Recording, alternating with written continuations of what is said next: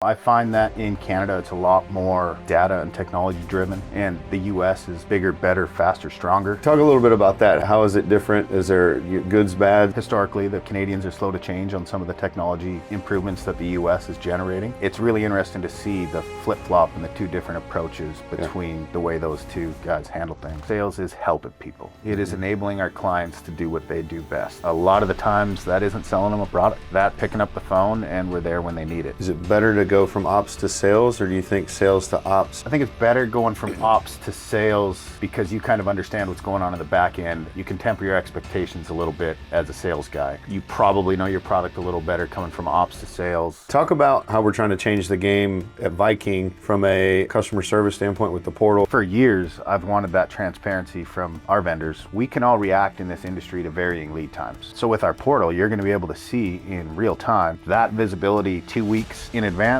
versus on delivery day is huge for our client.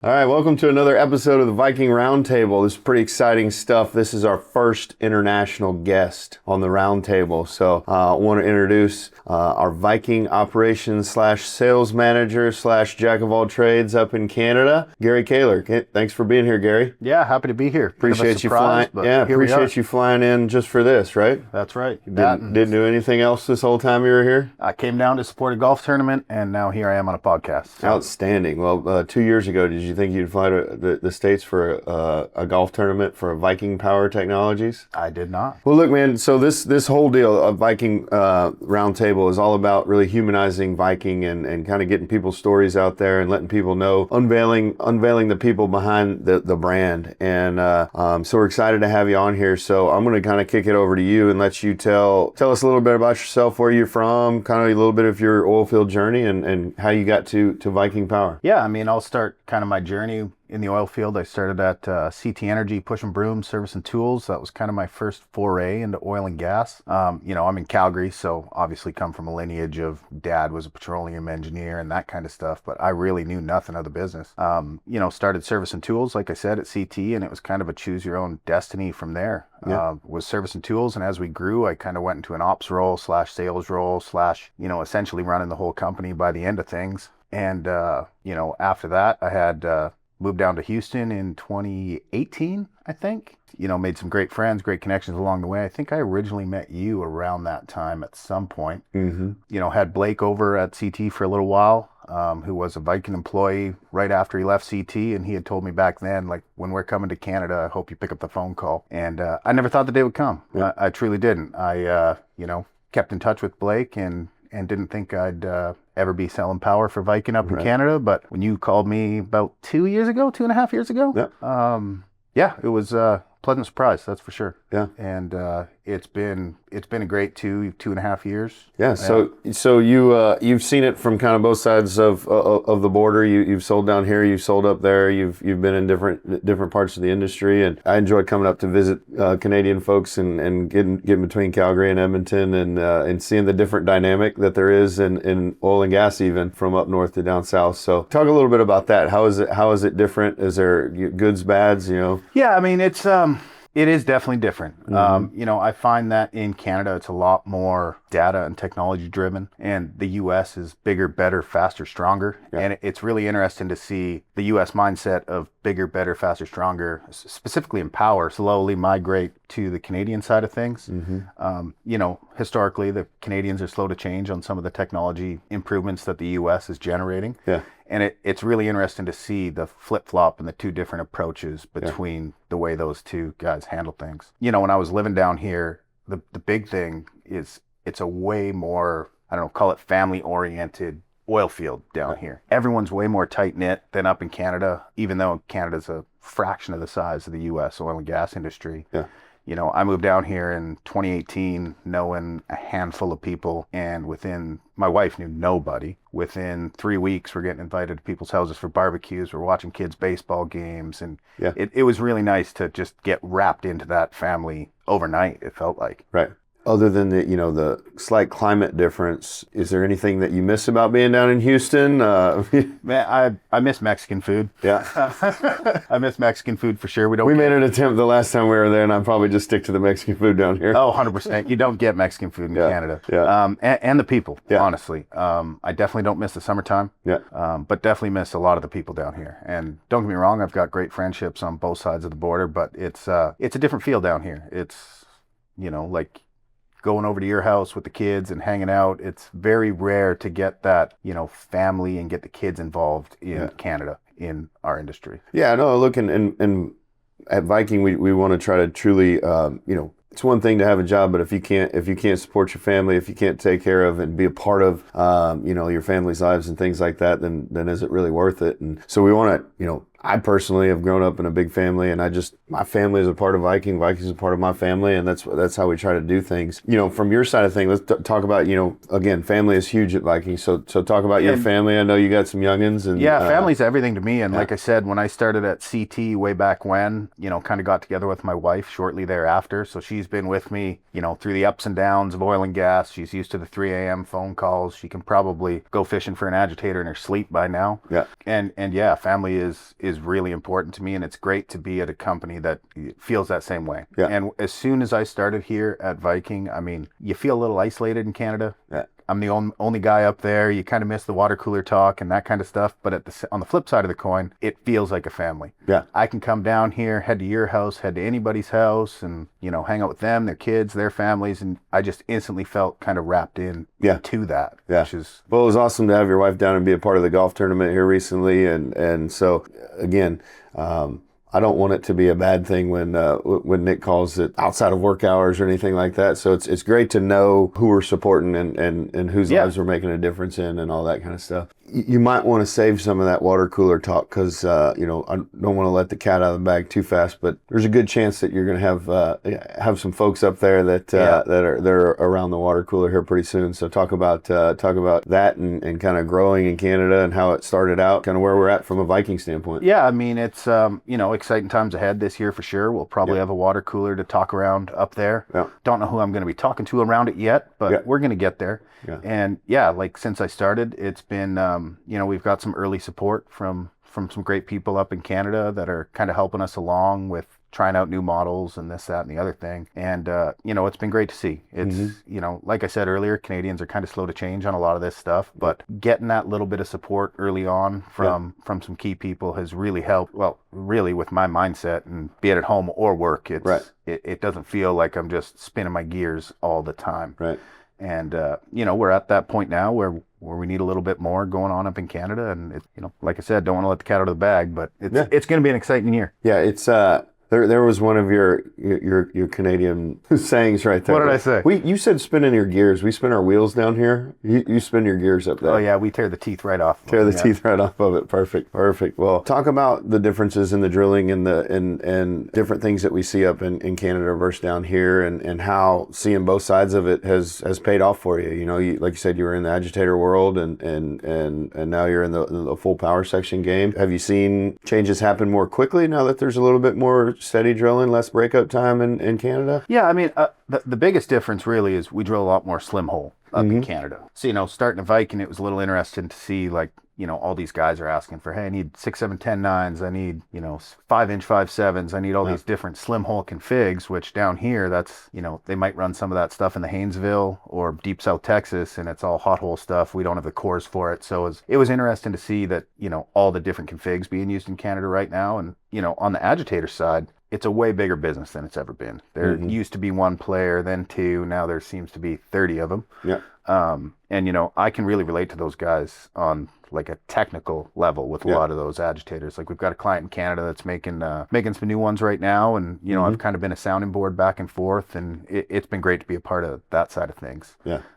But yeah, the big approach is the slimmer hole stuff for sure. And it's a bit of a hurdle to get over on the configuration side of things. We got some catching up to do on that front, but it's, we're adding to it every couple of months. We're adding another config. So we're getting it. Yeah. We're getting there. So talk to me, go back to what you said, you started at CT. And so was CT first job out of not college, no, so university? CT was first job In the oil field. In the oil field. Previous to that, I was a very high-end flooring salesman. Oh, okay. Yeah. All right. So big. So that's big how you pivot. became. That's how you became the broom pusher at CT. That's how I became a broom pusher at CT. You knew what a quality. You knew what a quality floor looked like. Yeah, that's correct. So talk to me about the advantages you have of not only, you've seen different industries, but then kind of going from lowest man on the totem pole to, I mean, I think, when we talked, you helped set up international business. You were not just in Canada, you're not just in the States, but overseas and doing so. Like, talk about that journey and how that's helped and kind of shaped what you want to do. Yeah, I mean, so early on, I knew nothing about the industry. I got hired and I was sent to the service shop that was servicing our tools because everybody else was going down to OTC for the week the next day after I got hired. And I was, hey, go service some of our tools for a couple weeks. We'll hook up when you're back. And so,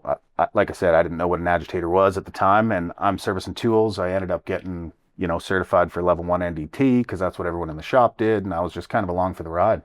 And, so I serviced tools for a little while, a couple weeks. Got back to the shop and Charlie, the owner of CT, was like, so what did you think of those tools? And I'm like, man, that jar tester is really freaking loud. Like, are we going to need one of those in our shop? He's like, what were you doing with jars? And I'm like, I thought that was our tools. I serviced 80 jars. I didn't service a single one of our tools in that 2 weeks. I need an extra hand, man. They got it done. They needed some help. Yeah. So I learned a lot about jars that I didn't know before. But then after that, I was started pushing the broom, and then I started building all the valve assemblies for our agitators and that kind of stuff, and not really seeing the full tool for a little while. Yeah. It was just QC on that back and forth. But once I got more involved on the service side of the overall tool and seeing how that operates and kind of from, like you said, top to bottom, understanding that product at the beginning helped me do what I could do later. And, I leaned heavy on a lot of those guys in that service facility. Yeah. It was, made some great friends. A lot of those guys at that company came to my wedding back in the day. Without them, I wouldn't be where I was today. I did not know the pressure drop across a tool downhole. I understood it at a technical level. I don't know what that's doing downhole. I was never a DD. I was never on a rig. So I leaned on a lot of people with a lot more expertise than myself to kind of show me the ropes and teach me how to do things. And like you said, by the end of it, I went from small town Okotoks in Canada, came down to Houston for a few years. While I was down here, we set up 2 service facilities, one in Corpus, one in Midland. I was based here in Houston, excuse me, and hired a few guys. And once everything was running like a top, I was, kind of recalled back to Canada to start running the international stuff more. And that was a whole nother kettle of fish. It was, you got the Canadian oil field, you got the US oil field, and then you got overseas that is, yes, they're doing the same thing, but everything moves at a different pace. Everything is, you're not talking over lunch and getting the job done. You're presenting to a panel of 8 engineers in some tower in the middle of Abu Dhabi or wherever the case it be. And, I ran sales agents in the UAE. We had some in the Far East. We had a couple in South America, a couple different locations around the US. We had some sales agents as well. And, my job turned into a support role. I was basically, removing obstacles so people could do what they needed to do. It was a good time at CT, but the big problem with it towards the end there, I was the guy. So I'd have a call at China at 5 a.m, and then I'd talk to the UAE at 6 a.m. Then I'd do my day job. And then at 5 o'clock at night, I'd talk to the guys in Colombia, and it was that for a year and a half. And it's been interesting coming over to the power side now, where yes, our tools are downhole. We're providing our clients with, rotors, stators, whatever. If there's a tool failure, you don't get a call at 3 a.m. No. You get an email the next day saying, hey, can we look into this? And it's obviously still a big deal. We had an issue downhole, they had an issue downhole, whatever the case may be. But it's an interesting change of pace to not being on 24/7 the same way in that ops support role to, oh yeah, I can respond to this email at 8 a.m. I don't have to get on the phone at 3 a.m., 4 a.m. and go down to my office and try to get in the right mindset to be able to deal with someone fishing or broken tools, parted pipe, whatever. It's interesting, but it's prepared me for it anyway. Yeah, absolutely. The value of answering the phone. It's a big thing. Yeah. Absolutely. And it's there's so many times where I'll just be in front of clients. It's like, in the power section world, what's the differentiating factor? And everybody's got good elastomer these days. And a lot of times it's who they're going to call. They know who they're going to call that's going to have an answer for them. Yeah. And if they don't have the answer, we're going to get them that answer, right? Talk about something. This was as you were coming on board. One of the things you pushed for a lot was I need to get down there and I need to meet the team. I need to meet the team because being removed from it and getting emails and going, why did we have this issue, or why did we do this, or what's this question being asked, and the people asking it even, right? Yeah. So I think it's valuable for, obviously, for you to be a part of the team, but I think the insight you have on that would be good for our customers, and why we push so hard for our customers to come see our facilities and come see what we do and understand the process. So talk about a little bit about that. Yeah, I mean, it's like I said, it's kind of lonely up there sometimes. And the first few months I'm emailing, be it inside sales, engineering, yourself, whoever. And I'm like, I really don't know these people. I don't know a face to the name. Like you said, I pushed for it to come down and meet some people because I like building those relationships on a personal level, not just an email. We got a great team of engineers. We got a great team in inside sales. They get the job done, but you kind of feel a little disconnected. It's like, are they brushing me off? Are they not brushing me off? Yeah. So it was nice to be able to come down and see everybody and that kind of thing. And now I can talk to, Kaylee on the phone and just have a conversation about her weekend or what's going on in her life. And don't get me wrong, we get the work sorted out, but it's nice to be able to, have that family feel, so to speak. And our clients are recognizing that too. We had some reline shipped in today from a guy up in Canada, and I didn't even know about it. They called inside sales, had a BS, and I get an email all of a sudden, where did these come from? So I'm going to talk a little bit about, going from operations to sales, and it sounded like you did a little bit of everything at CT, but talk about, from your perspective, how we're trying to change the game at Viking from a customer service standpoint with the portal and some of the things that we're doing. I mean, the portals, this is something I've wanted for 10 years coming from the ops side. It's, our portal's now going to show kind of every piece of equipment moving through the shop, what stage your reline's sitting at in the shop. And for years, I've wanted that transparency from our vendors when I was in tools, be it, Croman vendors, power guys, machine shops, whatever the case may be. We can all react in this industry to varying lead times. So that's what we do. Right. But when you get notified on D-Day that your stuff's going to be 2 weeks late, you're all of a sudden up the creek without a paddle. Right. So with our portal, you're going to be able to see in real time. You're still going to get a phone call. Right. But you're going to be able to see in real time, this isn't going to be here on Friday. It's probably not going to be here till Tuesday next week. And you can make that adjustment. Hopefully you see that way earlier on in the process, which our portal is going to be able to show that transparency. Like, hey, this is tracking to be 5 days late. And that visibility 2 weeks in advance versus, on delivery day is huge for our clients. And it's well needed. It's welcomed. Yeah. All right. So here's a question for you. Has it made you better going from ops to sales, or do you think sales to ops so that you treat the sales guys better if you're as an ops? That's a tough one. Not that any ops guys would ever treat a salesperson badly. I think it's better going from ops to sales for the individual. Yeah. Because you kind of understand what's going on in the back end, and you can temper your expectations a little bit as a sales guy. You probably know your product a little better coming from ops to sales, but flipping the other way, you kind of are thrown to the wolves almost to some degree. You've always been selling it. Hey, yep, we'll get it to you, no problem. And ops has to sort that out. The answer is always yes. The answer is always yes. And ops is in the background making that happen. Yeah. But until that sales guy kind of gets pushed into the ops side, they don't know everything going on back there. Sometimes there's a lot out of their control. And when you say yes as a sales guy, the ops team pull some strings and make some magic happen if they have to. But most sales guys, I don't think, have the transparency into the back of that. I think that the value in that is not only there for your customer and the end user, but it's also there for you, because you understand when you make that phone call again, asking ops to bail you out again. Yeah. In the back of your head, you're like, you were that guy one time. Yeah. You were the one that was cussing the sales guy for saying yes to everything. 100%. So it lends itself to a better relationship between the customer, the customer support team, the ops team, the sales, that whole wheel that we talk about all the time. Yeah. That makes this thing go. So from a sales standpoint, now that you're fully immersed in sales right now, and kind of that's your day to day right now, talk to me about like what you think sales is. Like, give me your definition of sales. In my opinion, sales is helping people. It is enabling our clients to do what they do best. A lot of the times that isn't selling them a product. Right. That's, like you said, we're picking up the phone and we're there when they need it. I thought I was done with the fishing calls when I got out of tools, but I've got some clients that look to me for the odd questions on, hey, why'd this connection break? Send me a picture of something parted downhole. What is your thoughts on this? So it's interesting to still be kind of involved in it, even though it has nothing to do with our product, with Viking, with me. Just having that little bit of expertise to help out has been interesting. Yeah. Solutions. Solutions. We're trying to help with solutions, right?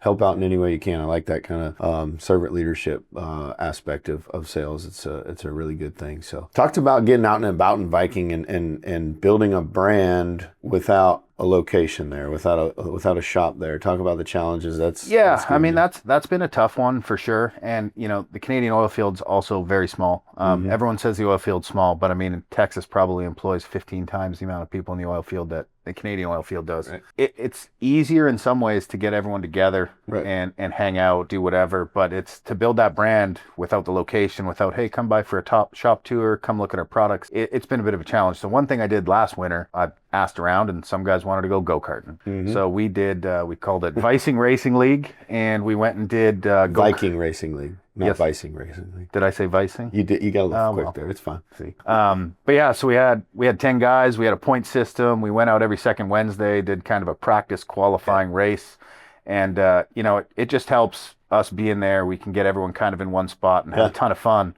I'm still fairly certain they knew I was not from Canada, and they upped my governor on mine. So I'm coming back up there, and I'm going to make sure that I get the right car next time. I mean, you were last. Yeah, there are a few guys that are a little bit more aerodynamic than me in those little cars. You know what I'm saying? There's a couple of them that have, a 50-pound advantage on you and I for sure. I've seen people spend money on golf clubs and like custom golf clubs and fishing rods and things like that. But when I saw guys showing up to a indoor racing league, go-kart league with custom helmets. Oh, they were. I don't know how far it went, but the custom helmets were. They were bike helmets. Oh yeah, right? Bike helmets. Bike I forgot. helmets. Yeah. But I'm pretty sure one guy, he's training every day. He's go-karting every 3 days without us, and just getting better and better. So what I love. Hey, nothing like the competitive spirit. One of my favorite trips up there was for the hockey championship when there was 15 U.S. and Canada, 15 or 17 guys in the room, and I believe I was the only one standing for the national anthem. But unfortunately, I was up there for the game that we didn't pull out. But here since we've proven that we can. I've got to wait a few more years and we'll see what happens. Was there a game recently? Or? Nah, it's slipping my mind. Yeah, something about a gold medal. My mind. Something about a gold medal, but we won't bring it up. Yeah, not an important game. Not until I get back up there, but... Yeah, you can watch the next gold medal game in Canada again, and we'll see how that goes. All right, sounds good. But no, it's been good.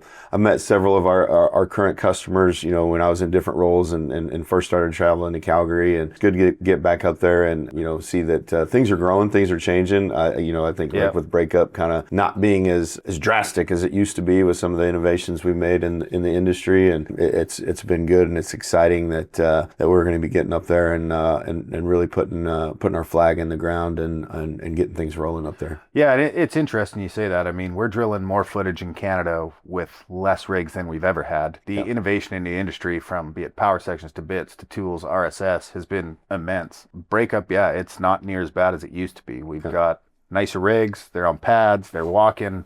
We don't have to worry about moving equipment through the muskeg in April.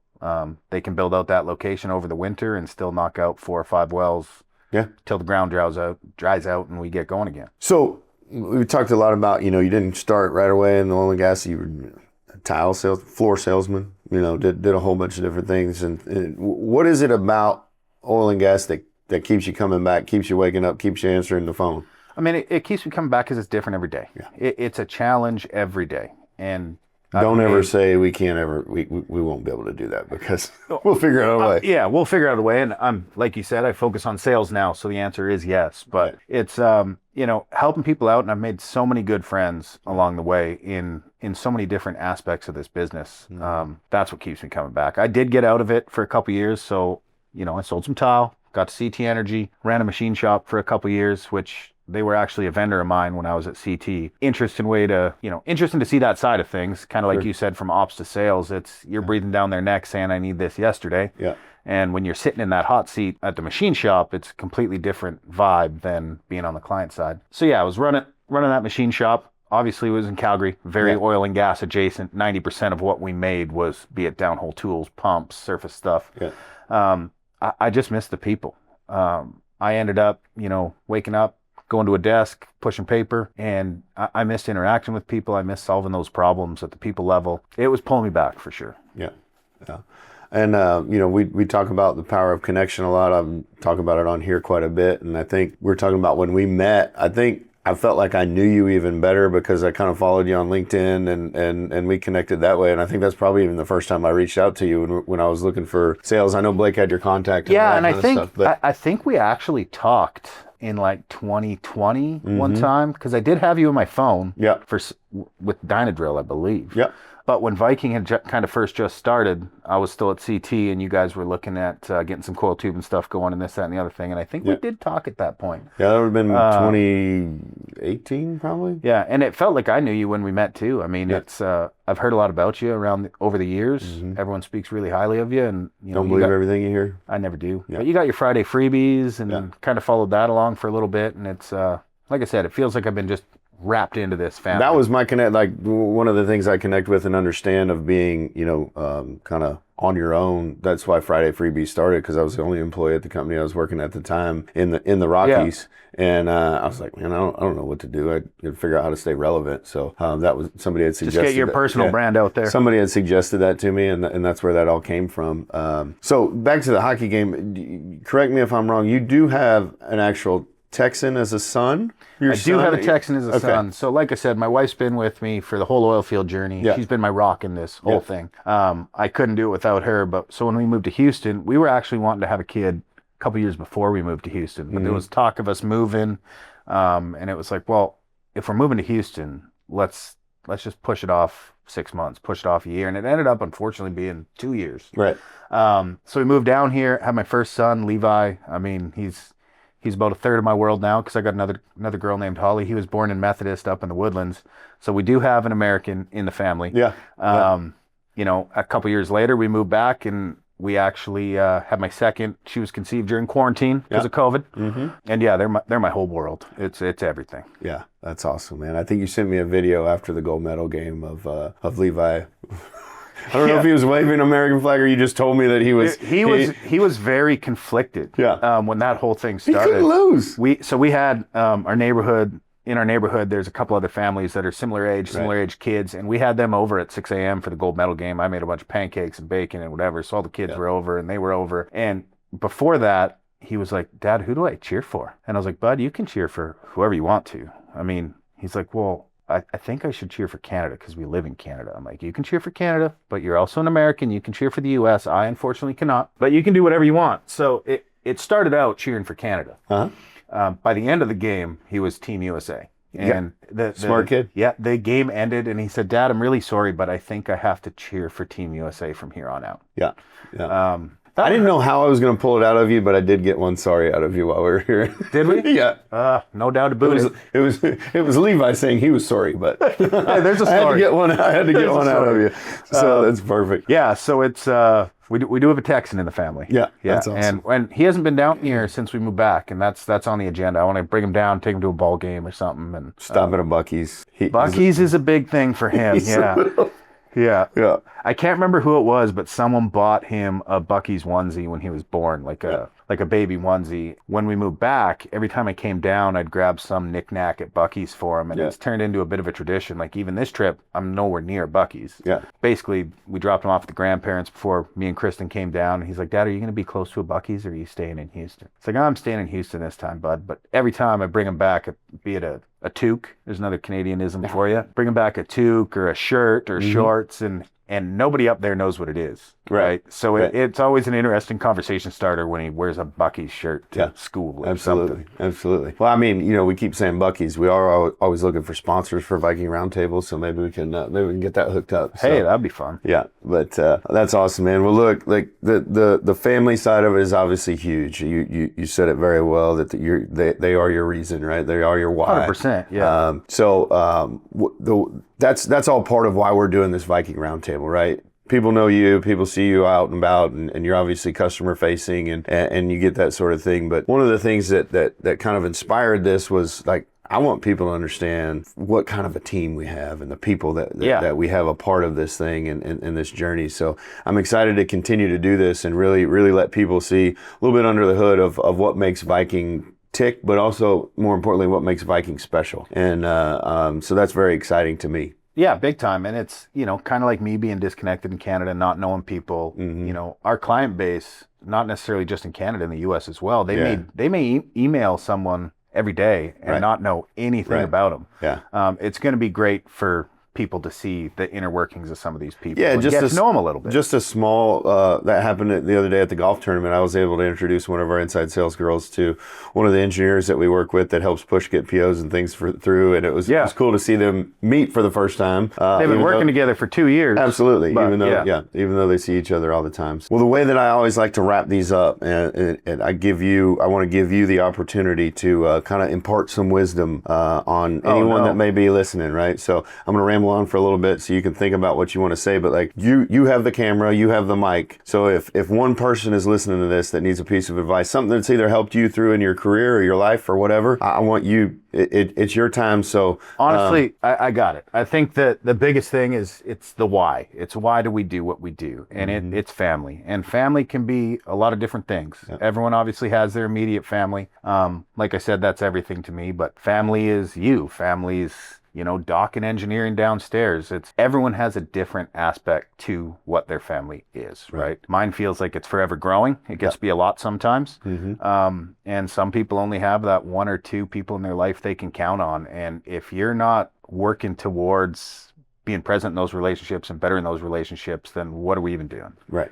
It's, I wake up some mornings and I just, you're tired, you were out late, whatever the case may be. And it's, I got to show my son that work ethic means something, and I got to get out of bed and make sure everything's happening. So it's remembering why we do this is kind of the most important thing. Yeah.